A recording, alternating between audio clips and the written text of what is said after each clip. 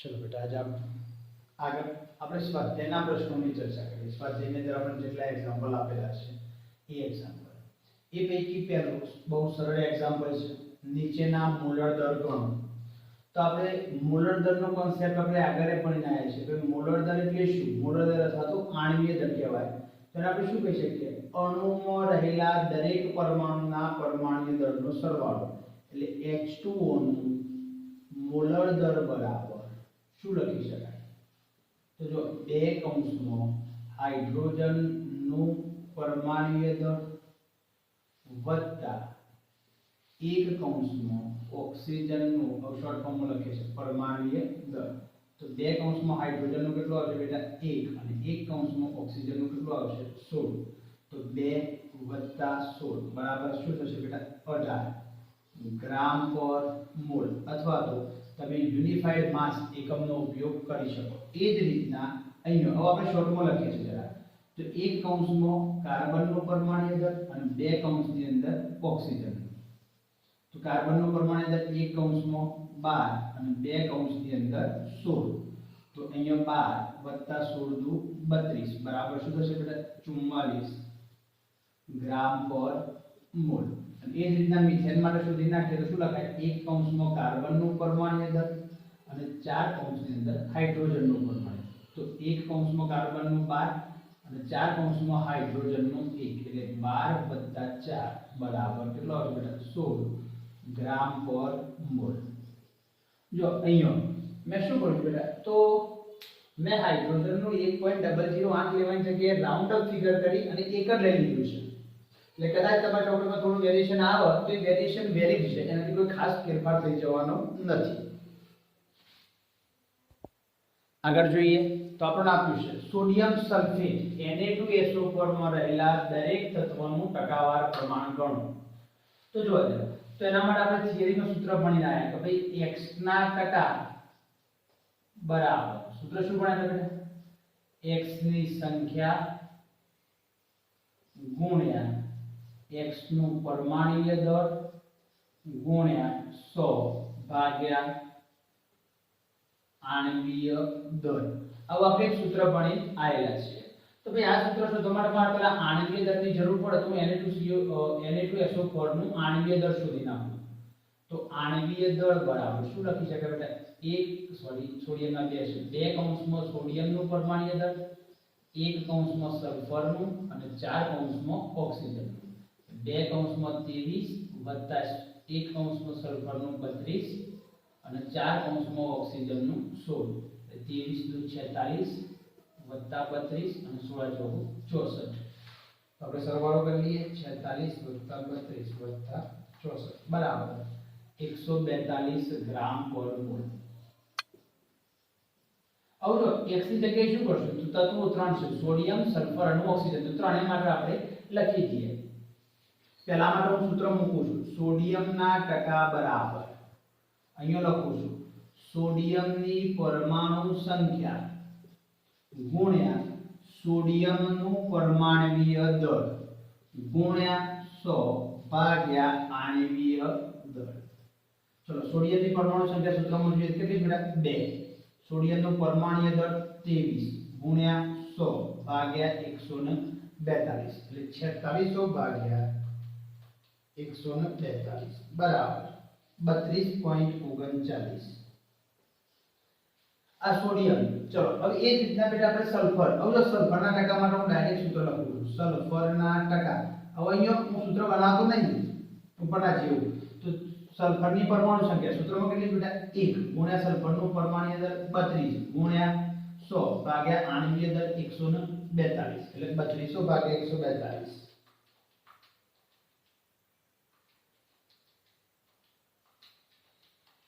બરાબર 22.53। અને એ જ રીતના ત્રીજા તત્વના ટકા શોધી નાખું, ઓક્સિજનના ટકા બરાબર શું બનશે બેટા? ઓક્સિજનની પરમાણુ સંખ્યા કેટલી છે રકમની અંદર? 4 ગુણ્યા એનું પરમાણ્વીય દર 16 ગુણ્યા 100 ભાગ્યા આણ્વીય દર 142 6400 ભાગ્યા 142 બરાબર 45.07।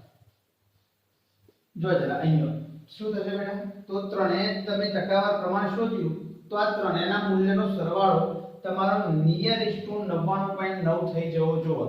તો તમારો દાખલો ગણેલો લગભગ કેવો હશે બેટા? સાચો હશે. આગળનું એક્ઝામ્પલ, આયનના એક ઓક્સાઇડ જેમાં દળથી 69.9% આયન અને 30.1% ઓક્સિજન છે, તો તે ઓક્સાઇડનું પ્રમાણ સૂચક સૂત્ર નક્કી કરો. તો આપણે આવા એક્ઝામ્પલ જે ખરા એક કોષ્ટકની મદદથી ગણીએ છીએ. શું લખીએ છીએ બેટા? તત્વનું ટકાવાર પ્રમાણ, તત્વનું પરમાણ્વીય દળ. પેલા ત્રણ વસ્તુ પર ડેટા ક્લિયર કરી લઈએ. કેટલા તત્વો છે બેટા? એક આયન Fe અને બીજો છે ઓક્સિજન. ચલો, Fe નું પ્રમાણ કેટલું છે? 69.9 અને ઓક્સિજનનું પ્રમાણ કેટલું છે બેટા? 30.1. પરમાણ્વીય દળમાં રકમમાં આપેલું છે. Fe નું કેટલું આપ્યું છે? 55.85 અને ઓક્સિજનનું 16. એના પછી આપણે કોષ્ટક શું બનીએ? જો કોષ્ટક બની દઈએ આપણે.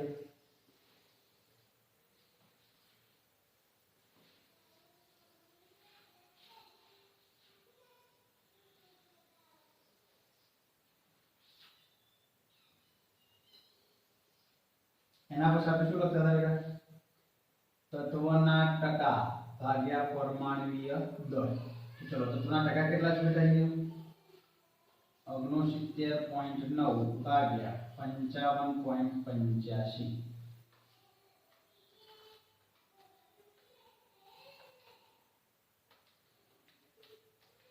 બરાબર 1.25. એ જ રીતના અહીંયા 30.1 ભાગ્યા 16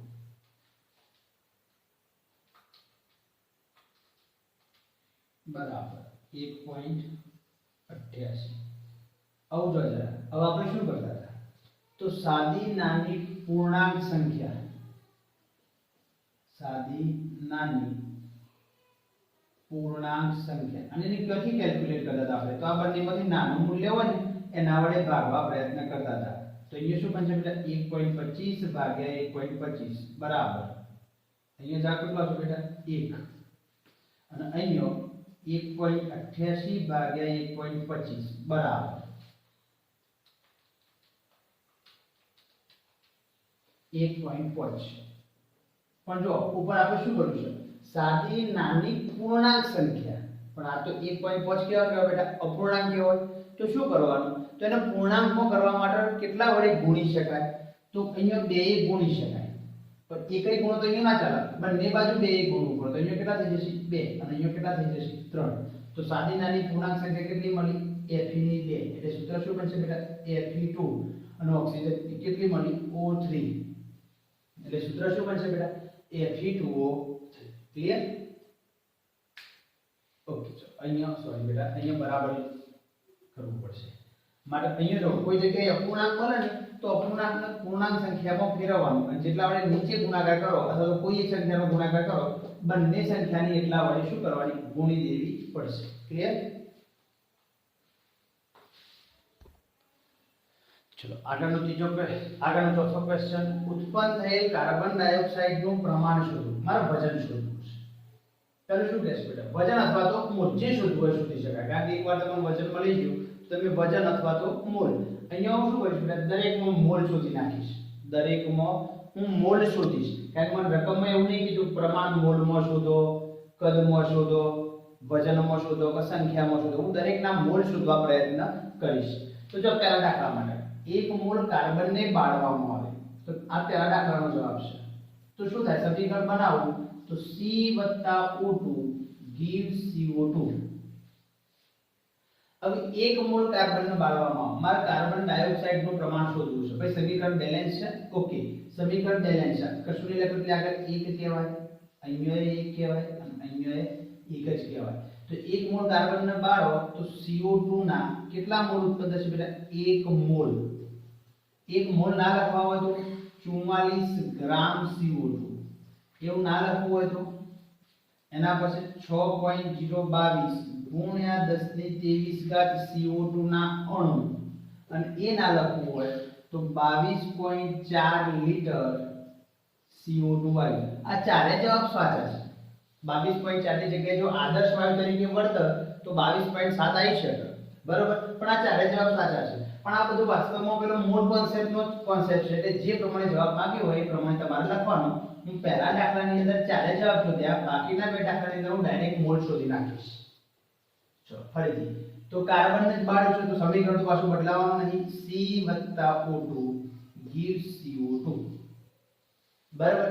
હવે 1 મોલ કાર્બન અને 16 ગ્રામ ડાયોક્સિજન. તો 1 મોલ કાર્બન, જો આ 1 મોલ છે અને આ 16 ગ્રામ છે. વાસ્તવમાં આનું આણ્વીય દર 32 હોય, O2 નું તો કેટલું થાય 32. તો આ આપણે પેલા સમીકરણ લખીએ ભાઈ, આ 1 પણ આપણે લખી દઈએ 12 ગ્રામ, આનું 32 ગ્રામ, તો 44 ગ્રામ CO2 અથવા તો મોલ લખીએ. ચલો બેટા આપણે મોલ શોધીએ. કોનો 1 મોલ વપરાય તો કોનો 1 મોલ વપરાય તો આનો 1 મોલ મળે. ચલો કાર્બનનો તો 1 મોલ છે, પણ ઓક્સિજનના મોલ કેટલા થાય?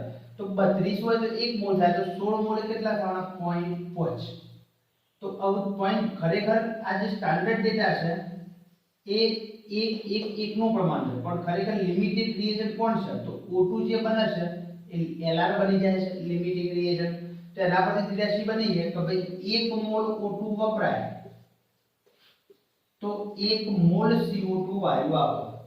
પણ ખરેખર 16 ગ્રામ એટલે કે કેટલા મોલ થવાના? 0.5 મોલ O2 વપરાય તો કેટલા ગ્રામ આપો? તો સમથિંગ બેટા 0.5 મોલ CO2 મળે. હવે જો 0.5 મોલ મળે તો આ વજન શોધવાનું કેટલું થઈ જાય બેટા? 22 થઈ જશે. એ જ રીતના સંખ્યા શોધવાની કે તો 3.011 × 1023 અને કદ શોધવાનું કે તો 0.5 મોલ માટે કેટલું મળશે? 11.2. ચલો ત્રીજો દાખલો ગણી લઈએ એ રીતના.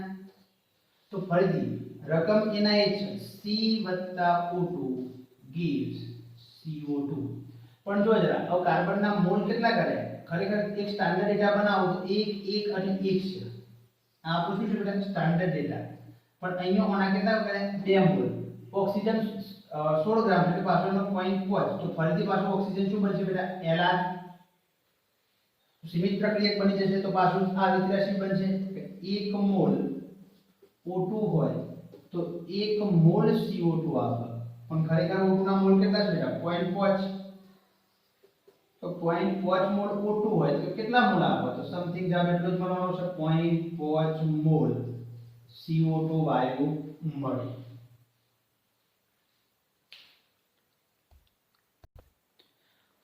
આગળના એક્ઝામ્પલ ની રકમ આપણને આપી છે 500 ml 0.375 મોલર એટલે કે કેપિટલ M જલીય દ્રાવણ બનાવવા માટે જરૂરી સોડિયમ એસિટેટ નું દર ગણો.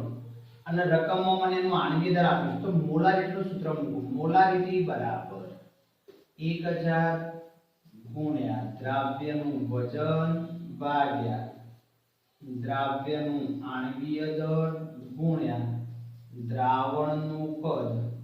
કયા એકમમાં બેટા? ml માં.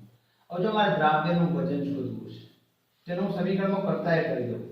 તો દ્રાવ્યનું વજન બરાબર શું થશે? મોલારિટી ગુણ્યા દ્રાવણનું કદ. કયા એકમમાં બેટા?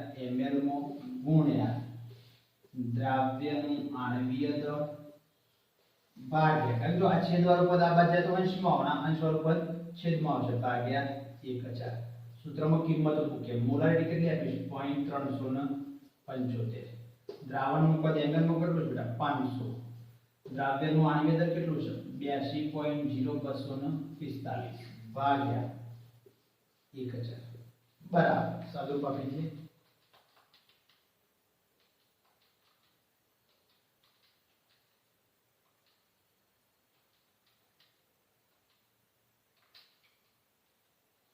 બરાબર 15.37 ગ્રામ ની જરૂર પડે. આ તમારું શું બની જશે બેટા? જવાબ.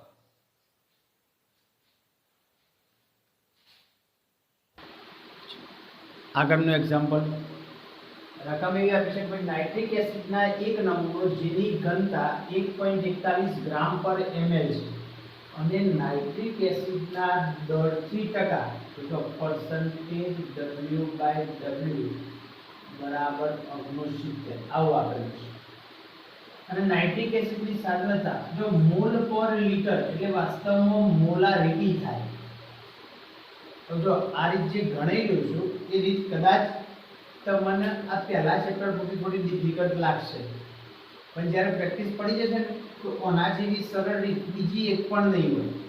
જ્યારે પ્રેક્ટિસ પડી જશે આ રીતની ત્યારે આના જેવી સરળ રીત બીજી એક પણ નહીં હોય. બીજામાં ભૂલો થવાની સંભાવના થશે, જ્યારે આ રીતમાં ભૂલ થવાની સંભાવના લગભગ નહીવત હશે.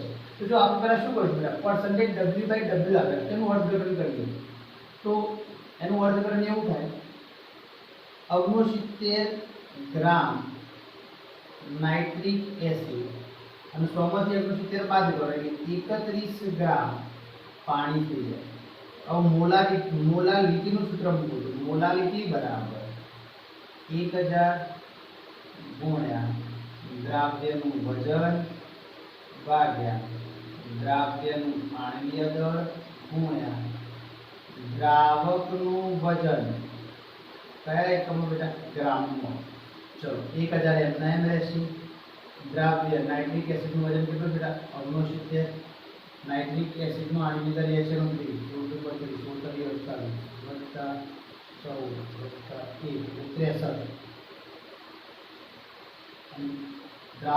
દ્રાવકનું વજન પાણીનું વજન કેટલું બેટા 31. ચલો સાદુરૂપ આપી દઈએ આપણે 1000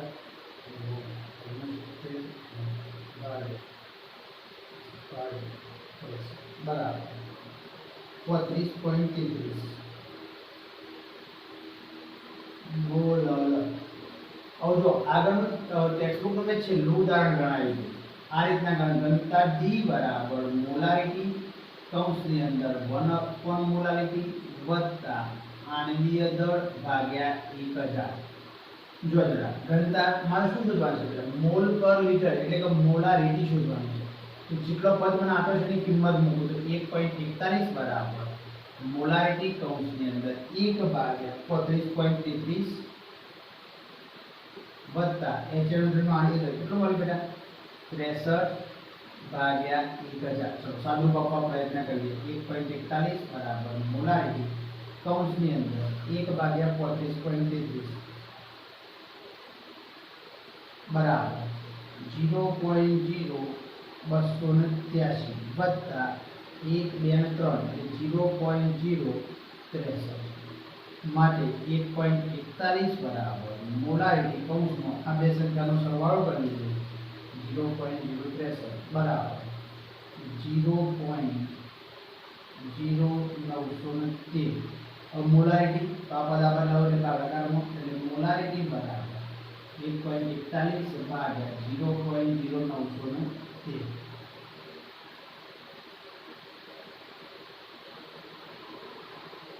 બરાબર 15.44 મોલ પર લિટર. આ તમારો જવાબ બનશે.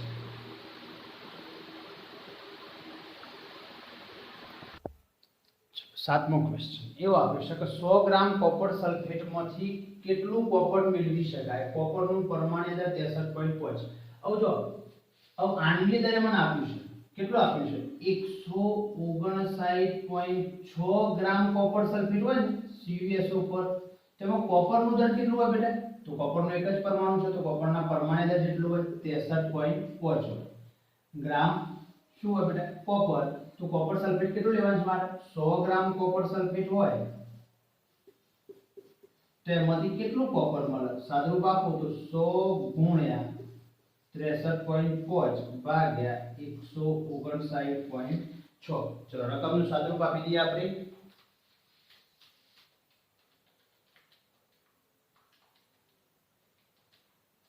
બરાબર 39.78 ગ્રામ કોપર મળે. આ તમારો જવાબ થશે.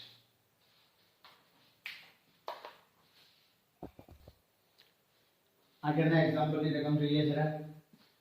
તો આપણને એવું આપે છે આયન ઓક્સાઇડનું સૂત્ર ગણો, આણ્વીય સૂત્ર ગણો કે જેમાં આયન અને ઓક્સિજનના ટકા અનુક્રમે 69.9 અને 30.1 છે. બંનેનો પરમાણ્ય દર આપેલો છે, સાથે સાથે આયન ઓક્સાઇડનો આણ્વિક દર.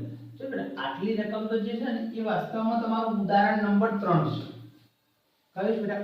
ઉદાહરણ નંબર 3. આવું ફરીથી ના ગણવું પડે એટલે હો બેટા. મારા ફરીથી આ જ વિડિયોની અંદર આપણે ત્રીજા ઉદાહરણમાં જોઈ લેજો કે એનું મેં ઉદાહરણ 3 ની અંદર આ જ પ્રકારના મેં પ્રમાણસૂચક સૂત્ર નક્કી કર્યું છે. તો પ્રમાણસૂચક સૂત્ર મને શું મળ્યું છે બેટા? Fe2O3 પેલો અપૂર્ણાંક મળે આપણે 1.5 અને એને આપણે ઉપર નીચે બંને વડે બે વડે ગુણાકાર કર્યો હતો. તો એના પરથી હું પ્રમાણસૂચક સૂત્ર દર શોધી નાખું. પ્રમાણસૂચક સૂત્ર દર તો બે કૌંસની અંદર શું બનશે બેટા? Fe અને ત્રણ કૌંસની અંદર ઓક્સિજન. એટલે બે કૌંસમાં Fe નું કેટલું આપ્યું છે? 55.85 વત્તા ત્રણ કૌંસમાં ઓક્સિજન નું કેટલું છે? 16. સાદુરૂપ આપવા પ્રયત્ન કરીએ તો 2 ગુણ્યા 55.85 બરાબર 111.7 વત્તા 16 દુ 32 16 તરી 48 વત્તા 48 બરાબર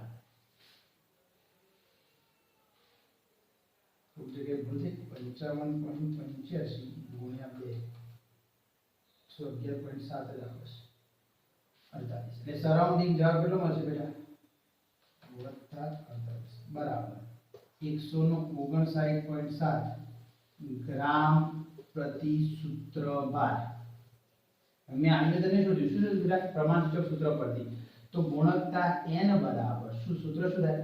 આણ્વીય દળ ભાગ્યા પ્રમાણસૂચક સૂત્ર દળ. આણ્વીય દળ રકમમાં આપ્યું છે કેટલું આપ્યું બેટા? 159.8 અને પેલો કેટલું મળ્યું? 159.7. જવાબ કેટલો આવશે બેટા? 1. હવે એકી તમે પ્રમાણસૂચક સૂત્રને ગુણો કે ના ગુણો કોઈ ફેરફાર થાય નહીં. માટે આણ્વીય સૂત્ર મને શું મળશે બેટા? Fe2O3.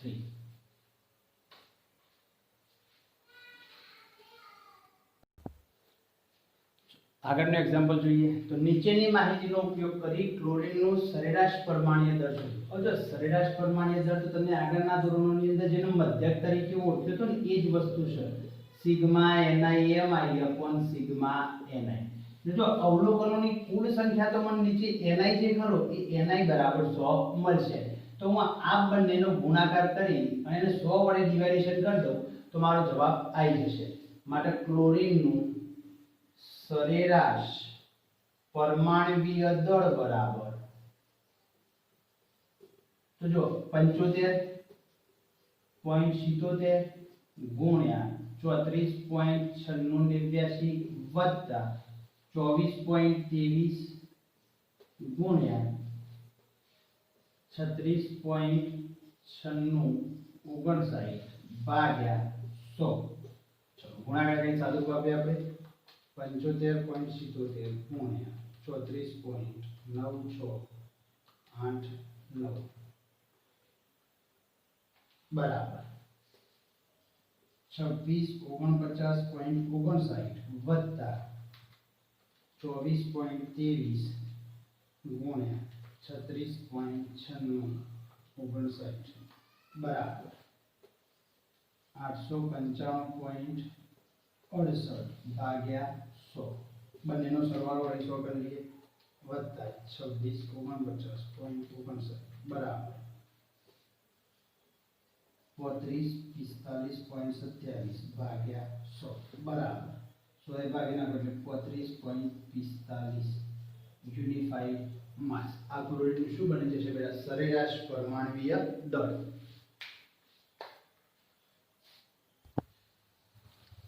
આગળનું એક્ઝામ્પલ શું આપ્યું છે? તો ઇથેનના 3 મોલ માટે નીચેનાની ગણતરી કરો. જો પદાર્થ કયો બેટા? ઇથેન. અને એના માટે પણ 3 પરિસ્થિતિ શોધવાની છે. તો પહેલી પરિસ્થિતિનું અહીંયા ધ્યાનમાં કેલ્ક્યુલેટ કરો. પહેલીમાં શું? કાર્બનના પરમાણુના મોલ. તો જો ઇથેન તો 1 મોલ ઇથેન હોય તેની અંદર કાર્બનના મોલ કેટલા હોય બેટા? અહીંયા પરમાણુ સંખ્યા 2 છે એટલે 2 મોલ કાર્બન હોય. તો રકમની અંદર ઇથેન કેટલા છે? 3 મોલ. તો 3 મોલ ઇથેનમાં કેટલા કાર્બન હોય? તો 3 ગુણ્યા 2 બરાબર 6 મોલ કાર્બન હોય. બરાબર. એ જ રીતના હાઇડ્રોજન પરમાણુના મોલ શોધવા છે. तो जो આ જે ત્રિરાશી બનાવી એ રીતના બનાવીએ 1 મોલ ઇથેન હોય તો એની અંદર હાઇડ્રોજનના મોલ કેટલા 6 મોલ હાઇડ્રોજન 6 મોલ હાઇડ્રોજન હોય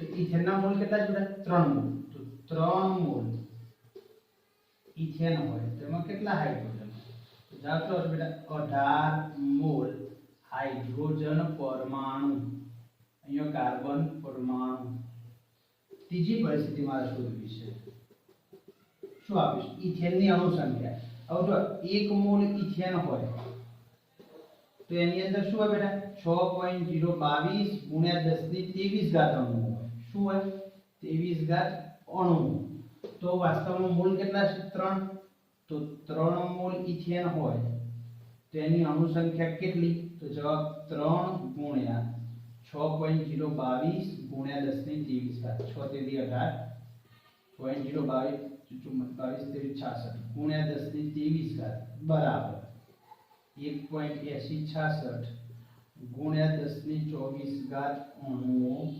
હાજર હોય ક્લિયર